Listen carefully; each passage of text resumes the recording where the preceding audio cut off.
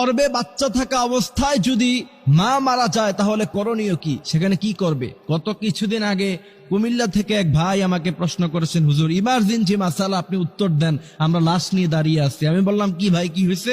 তিনি বলছেন, আমরা হসপিটালে নিয়ে গিয়েছিলাম এক অন্তঃসত্ত্বা মাকে, সেখানে নেওয়ার পরে একটু পরেই ডেলিভারি হওয়ার কথা, ডাক্তার ভুলে কি ইনজেকশন দিয়েছে, তার কারণে 1 মিনিটের মাথায় অন্তঃসত্ত্বা মা সে মুহূর্তের মধ্যেই দুনিয়া থেকে চলে গিয়েছে, বিদায় হয়ে গিয়েছে।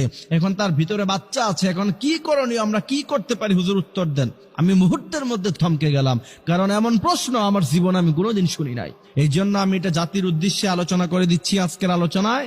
অবশ্যই আমাদের আলোচনা যারা শুনছেন, আদ-দাল্লু আলাল খায়রি কাফাইলিহি, এই হাদিসের ইস্তেদলালে আপনারা এটাকে শেয়ার করে দিবেন বেশি বেশি, যাতে করে গোটা জাতি জানতে পারে। কারণ একটি মাসালা আপনি আমল করেন অথবা না করেন, আপনি শিখলেন, বিশ্বনবী বলছেন নফল নামাজ পড়লে যে পরিমাণ সওয়াব